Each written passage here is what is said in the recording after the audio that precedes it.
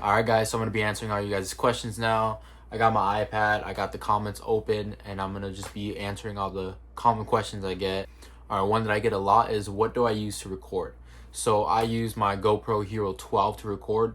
I use this guy. This is the GoPro Hero 12. I have a lanyard that I wear with a magnet plate behind it that I put under my shirt, and I just snap it on.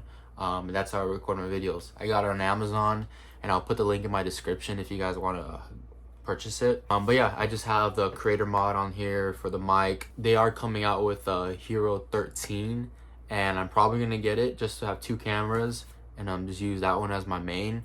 But then at the same time, it's like, if I need to transfer footage from my camera to my phone, this already takes a long time to transfer. So if I have two cameras, that's gonna take a little longer for sure, but I don't know, we'll see. Okay, so I'm gonna combine a couple questions together for this first question. So the question is, where did you learn the trade from? Is it school, riding along? How long did it take you to be comfortable on your own for the first time? And I'm gonna combine this other question, that is, how did you get to where you're at now? I'm 22 years old, trying to figure out where I can go to get certified and take classes. Did you start as an apprentice, or did you get your degree from school? How did you get into the trade? How did you get to where you're at now? Alright, so I'm gonna start from the beginning on how I got into the trade, and then I'll tell you guys how I kind of went forward to kind of fast track my way into being a technician and riding alone in my own van, working on my own service calls. Growing up, I always thought about my future. I wanted to have a comfortable future, and at 15 and a half, the only thing I knew that would get me to that place was to work. So when I turned 15 and a half, that's when I got my first job. It was at a local recycling center. I was working there Monday through Saturday, just straight grinding, and I was saving all my money. Every single penny I got, I would save. Even my family knows, my friends know. That point in my life, I was penny pinching. Friends would invite me out. I'd be like, no, I'm not going out. I want to save my money. All right, guys, so I'm editing this video right now. I wanted to mention, but I totally forgot. When I told you guys, when I was 15 and a half, the only way I knew how to get a comfortable future was to work. And that is true, everyone needs to work. But I did want to talk about my investments, because investing early at a young age is incredible. The way inflation and the prices are of things these days, it's kind of necessary. I'm going to walk you guys through some investments that I have. Alright, so my first one is a Roth IRA. I put 10% of every check every week into my Roth IRA. The second one is a high yield savings account. I get 5.50% interest back every single month. And I also put 10% of every check every week in my high yield savings account. The more I put in there, the more money I'm getting back each month. If you guys don't have one, check to see if your bank has one. If not, Goldman Sachs has a nice one, Capital One has one, and American Express has one. You can find a good one. Just look at the APY. Make sure you have at least a 4.50. I also have an index fund in the S&P 500. If you guys don't know what that is the top 500 performing stocks in the United States. And I also put 10% of my check in there every week. And the S&P 500 has a 9 to 15% return rate. And thanks to you guys, I'm able to make money off of YouTube. So that's my fifth income. And I strongly recommend you guys at a young age to start investing, even if it's just a high yield savings account or if it's a Roth IRA, start something. So I would always be working. At that time, I got into the gym as well. So I was going to the gym right after work. I think I was there for a year and then I quit. So I was around 16 and a half. And there was just 6 months where I wasn't working and I was just going to the gym and I was trying to figure out what I wanted to do, looking into different trades. I remember searching up all the different types of trades that existed. But one of my friends I grew up with, his dad owned an HVAC company, and it was around 3 guys. And I knew all the guys. And one of the guys that was actually a close friend that I grew up with as well. So that close friend reached out to me and was like, hey, I need help. Can you help me? And I was like, yeah, I'll help you. I helped him. And then after that, he asked me if I wanted to work. And I was like, yeah. So I got hired. The boss hired me. I was basically a helper or an apprentice. And the first job they put me in was a big commercial building. We were doing like 4 York package units. We were running the line set through like 3 floors. It was a pretty big building. But I never knew I was afraid of heights until I was climbing that ladder to the roof of that building.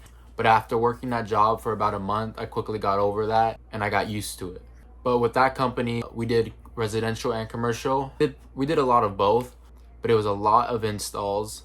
So I learned a lot when it comes to installing, and as far as diagnosing service work, I ran with my close friend for some time. I ran with him when he needed my help, but I honestly didn't do a lot of service work. It was mainly just installs. He called me up and I would install with him. But I was with that company for a year and a half from the very start of my HVAC journey, and I learned throughout that year and a half a lot. I wouldn't say I was comfortable enough to go out in the field, but we'll talk about what prepared me for that in a bit. But I definitely learned a lot, and that was the foundation of my career, and that was what really got me to where I'm at right now. So I didn't really choose HVAC. HVAC chose me, and that's usually what everyone says, but it's crazy, but that was what happened. And I liked it. I fell in love with it. My coworker that I worked with, he took pride in his tools and in his van, and I really picked that up from him. But I definitely learned a lot from him. But yeah, I wouldn't be where I'm at today if it wasn't for them.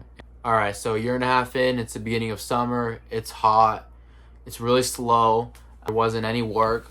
And I'm like, okay, I really need to work. I need to get on this. So it was a small company, so there wasn't much room left to grow. I felt like I needed a new opportunity. So I'm not gonna wait for that to fall in my lap like I did the first time. So one Sunday night, I'm in bed and I'm looking up a bunch of HVAC companies around my area, and I'm emailing them talking about my experience. I'll go ahead and pull up that email on the screen so you guys can get an idea what I said. But I said the same thing pretty much to every company. But yeah, so I told them my age, I told them how long I've been doing this for, and I told them my experience, the type of work that I've dealt with, and I was just asking for an apprenticeship. I told them all the tools that I have and that I don't have. At the time, I didn't have gauges, I didn't have a meter, but I had everything else. But yeah, I was just asking for an apprenticeship. A few got back to me, not many. I probably emailed like 10 companies. Probably 3 got back to me. But the couple that got back to me, one was union and the other wasn't looking for an apprentice. But the next day, like 6 or 7 o'clock in the morning, I got a call from one company. That was the company that I work for now. And they were asking if I can come in for an interview. So I'm like, yeah. So I got changed. I went to the shop. They interviewed me a little bit, just talking about my experience and my tools. And the boss was like, all right, I'm going to have you help my guys out. I didn't install right now. He sent me the address. I went over there and he said that they want to see how I perform. So I went to that job, got along with the guys, had a lot in common. And the day after that, I got the job, got company shirts. But yeah, that's how I got hired from this company that I'm in right now. And so I was talking to the boss about having work year round, and he was telling me that he's going to have me do installs and ride with the technicians during service calls. And when it slows down in the winter, he would keep me busy doing plumbing. So I've been with this company for 3 months now. The first 2 months, I was riding with all the service technicians. I was texting them, seeing if they needed help. And throughout that 2-month period of running straight service calls and of course doing some installs, I learned a lot. I really learned a lot. And the guys I'm working with, they're really knowledgeable. Really just seeing what they're doing, seeing how they diagnose the unit, what steps they take for certain problems that the homeowners are having. It was mainly me and another installer doing all the installs. He's been doing installs for some time, and we had just gotten a new install van, got it wrapped and everything. But that installer lived pretty far from the shop, so he never took the van home, and they had me take the install van, and I only lived like 10 minutes away from the shop. So the very first video that you guys see on my YouTube, that's the very first day that I started running service calls by myself. I felt really confident because I was feeding off these guys for 2 months, learning a lot. I felt ready. So it kind of started off with my coworker that was helping out that day. We were done like at around 2 o'clock, and then he had a service call at 4, so we had some downtime. And we were just heading back to the shop, and we were gonna head home, and I'm like, I can take care of that service call at 4 if you don't want to go. You can just chill at home. He's like, sure, let me talk to the boss about it. The boss said that's cool, so I go ahead and do that. That service call was a success. I'm sure my boss and coworker got a little more confident in me. Me and that same coworker did a package install together. It was just me and him. He was going up the ladder, kind of communicating with the owner and the crane guy. And it was kind of just me doing a lot of work, but I don't mind that at all, and I didn't even realize it at that point. But I was recording myself, I was recording a video, and after watching the video, I realized, oh snap, I basically installed this package unit by myself. Obviously, of course, I had help. I made that video and I sent it to my coworker, and but yeah, so like I said, I wanted to run service by myself. So in my head, I was kind of thinking like, man, should I tell my coworker like, hey, can you tell the boss that I'm doing good and I'm learning, and you think that I'm ready to run service calls? But I didn't, because at the same time, I was like, I wanted it to come naturally. I don't want to force someone to talk good about me to the boss, because I knew that I could do it naturally without having to ask. So what's crazy is a day after that package unit was the same day I was thinking all this, and I was riding with that same coworker, and I was like, I was gonna tell him, and I wanted to tell him, but I didn't. But at the end of the day, when we were all finished up, he was like, hey man, I talked to Gabe about you, and I told him how if I wasn't even there yesterday, you would have been good. You would have been able to install that package unit by yourself. And I was like, oh snap, really? You told him that? So, and it happened naturally, like I was saying. So that was really nice, and I think that definitely got my boss to have some more confidence in me. But it was great that he put a good word in for me. So when you're going through your apprenticeship and helping other people out, I think that's the number one thing, is whoever you're helping out, you need to do an amazing job, go the extra mile, put in extra work, so that they can see that you're serious about this, you're making progress, you're learning, and in turn, they're going to talk about you. Your name is going to come up to the boss. I think that's the key to kind of fast track your way up the ladder. You know, you got to always arrive early on job sites, wherever you guys are meeting. If it's at the shop, don't have them wait. Just get there early. Early is on time is late. But yeah, it was soon after that my boss started shooting me calls. He was like, hey, can you work Saturday? And I was like, yeah. I was getting full pack days of running my own service calls, and it was a lot of fun. I was having a blast. I love communicating with customers. I like talking to people, and one thing I learned is not every customer is going to be on the same wavelength as me. Some customers are chill and laid back, and they don't want to hear a loud voice. Some customers are super energetic like me, and I match that energy, but I learned to adapt my personality and energy and tailor it to the customer. And how I do that is I'll knock on the door and I'll tell them good morning, and I'll hear the first word or sentence that comes out of their mouth, and I'll kind of read off of that. And usually elderly customers, you want to be soft-spoken. And then there's those customers where you want to show them that positive energy. You really got to tailor your energy and personality to that customer, and you guys will get along well. You're not going to be annoying to them. I have had some calls where I'm riding with a coworker, and he talks really loud, and he was like saying hi. First words that came out of the homeowner's mouth when he opened the door was, why are you yelling? So you kind of just learn from things like that. But yeah, that's really how I fast-tracked my way into being an HVAC tech. It was really putting myself out there. I'm working Monday through Sunday, and not everyone is willing to do that. So on those days that people aren't willing to do that, they would shoot me calls, and I haven't had a call that I wasn't able to fix yet. So I think that really built confidence in my boss, and now I'm running out of my own service van. So my van is currently a service/install van. No, they did not start me as a maintenance guy. I actually did my very first maintenance this week, but I'm really doing pretty much everything, whatever they throw at me. I sold my first unit within the first week of running service calls. That happened naturally. We installed that, and I have the whole install on recording. I just haven't got around to editing it. So I did not go to trade school, but I did start trade school last week. I'm in a 10-month course for my HVAC certification and license, and I did do some side courses on the side. It was a 3-day air balancing and duct optimization course, and I got those done, and I got the certificates for those. But that 3-day course, I learned a lot, and that was through the school NCI. I'm doing my 10-month HVAC course through PHCC. And I want to shout out my teacher, because he did come across one of my videos that I made about school, and it's pretty crazy that he saw it. All right, one question is, are you paid by time or through sales? So as of right now, it's both. So on service calls, when I sell something, I get commission from it. And when it comes to me riding along with other technicians, I'm getting hourly. And of course, installs that I sell, I get commission. I get paid 19% commission on all my jobs that I sell. And then the jobs that I'm helping out, I get 25 an hour. While we're on the subject of money, this question is, how do you pay for all that gear? Is it company provided or do you pay it off on your checks? So no to both of those. I just use my own money. I go to Home Depot and I swipe it with my card. All right, just curious, how much money would you say you spent on tools? I don't even know. I'm gonna have to do the math. My Home Depot app actually has all my receipts. So what I can see on my purchase history for Home Depot for tools and stuff that I bought for my van, it's $2 grand, but there's a lot that I didn't purchase at Home Depot and I'm going to kind of estimate. All right, so I want to say for everything in my van, my tools and the whole setup, I think I spent around $4 grand.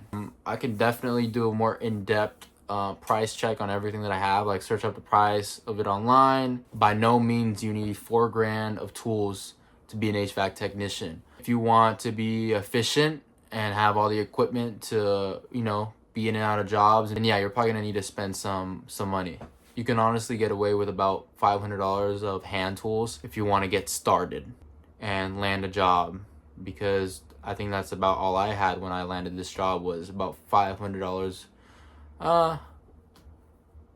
Plus my drills. The drills alone cost $500. My hand tools were probably $500, so I started off with like $1 grand of tools, but you can start off with like $500 of tools. You don't have to get the nice tools that I get, but I really recommend that you guys invest in your tools. Don't buy cheap tools, because when you buy cheap tools, you're gonna have to buy them twice. Why not just spend the extra money so you don't have to buy them twice and they'll last you? So definitely invest in your tools. This is your trade. This is what you're doing Monday through Friday.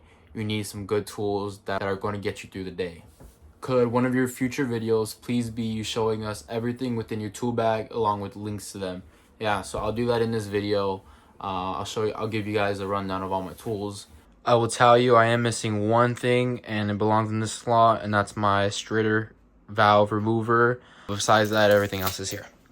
Okay, I'll start with my scissors. These are Crescent Wrench Whisk scissors. Those two companies combined together, they make great scissors. These scissors are amazing. My coworker loved them. He bought himself a pair. We'll go to my all-in-one. Everyone needs an all-in-one. This is a Klien all-in-one. I've had a Milwaukee all-in-one, but I personally like Klien a lot better. Usually when it comes to hand tools.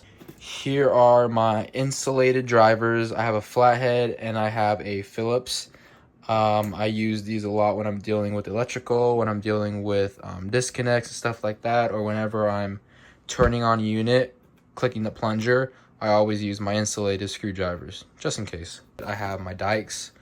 I've had the insulated version of these. I didn't really like them as much as these. My old coworker had these and I love these. I'm sure these are still insulated to a degree. When it comes to hand tools, just Klien is usually your best bet. Alright, my wire strippers. These are my wire strippers. I just picked these up. My old pair were same ones, but they didn't crimp like this right here. But these so far, I've used them. They were great. I like these a lot. I needed something I can crimp, and my other ones are all rusted out. Right here I have my needle nose. These are Wiha. I don't even know how to pronounce this brand, but they make great tools. These are insulated. I use these to discharge caps and undo caps, just because they're insulated. I have 2 pairs of channel locks, a small and a bigger pair.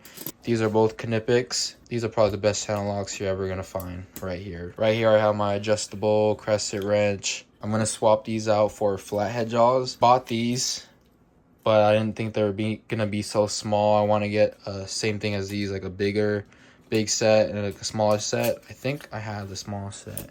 Yeah, so I'm good with the small set. I just need to get a bigger pair, and then I'll put these in my bag. All right, this tool right here, I don't even know what it's called, but I'll find it for you guys and I'll link everything in the description. But these are to take the electrical whips off. That little nut can be sometimes hard to get. Well, usually all the time. I have a long extension bit that I use a lot. This one's a flip bit for Pookie. This is my Phillips bit for my Impact. This is just a little extension. Another Phillips. And this one is for this guy right here. This is this miniature socket set I got at Home Depot. It works perfect. I got this brush for just for cleaning. I usually use it on the condenser sometimes, because when you go in on a dirty condenser that's caked with dirt, sometimes it'll clump up and it'll be hard to get out. So sometimes I'll get the dust off first, then give it a good wash. But yeah, use this a lot. Inside this pouch, I have my copper cutters. This is Malco. I got these at the supply house. And then I have a little popper. And then on the side, I have my PVC cutters. I added this magnet plate that I got at like AutoZone. I put screws on here so I don't lose them. It's pretty common. It's common for me to lose screws, and I'm sure it happens to others. All right, so my Impact. I have an M12 Impact. This is one of the new ones that they have. Before I had an M18 Impact. I bought the M18 Impact because I wanted to have the best out there, and it just turned out to just be too big, too heavy for what we do. I still keep it on my van, but this is definitely a lot better for what we do. Around the back, I have my Teflon tape and electrical tape. All right, right here, I have my thermostat screwdriver. This is Klien. This flips out to flathead and Phillips. And then I have this magnet that I use that extends out pretty far. And I just use it whenever I get screws stuck in tight places. Right here, I have some markers, and I have my Level. This is my inspection mirror for brazing. It has a little light at the end. Moving to the front, I have my measuring tape up here, and in this pocket, I have a stubby screwdriver for those tight spaces. I have a charger for my headlamp. I have a jumper with a magnet on it. I have Allen keys in here and this bit in here. All right, moving to the back. My bag is really dirty. I haven't had time to clean all my tools yet, but I do like to clean them, wipe them down with some wipies. But back here is where I keep my lights. I have two lights. I have my Milwaukee headlight, and I have this light with the magnet on the back. So in this section of my bag, I have my meter. This is a SC480.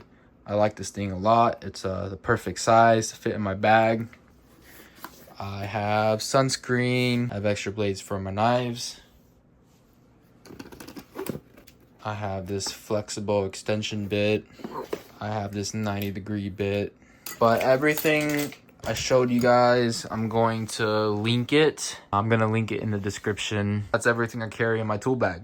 Like I said, I think it's perfect for what I do. It's small. How much did you guys pay for the courses? So all the courses I've taken have been paid for by my boss. He really believes in us, and I think he's investing in us. So I'm really grateful that he pays for that. But yeah, he's a great boss, and he wants to take care of us and wants us all to be great technicians. All right, guys, well, that's it for this video. I hope I was able to get to all you guys' questions. And if I did not get to you guys' questions, drop your questions down below in the comments, and I'm going to get back to every one of you guys and reply to everyone's comment. But if you guys have been enjoying the content, leave a like, subscribe, and I'm definitely going to be making some more content. I have some videos lined up, but thank you guys.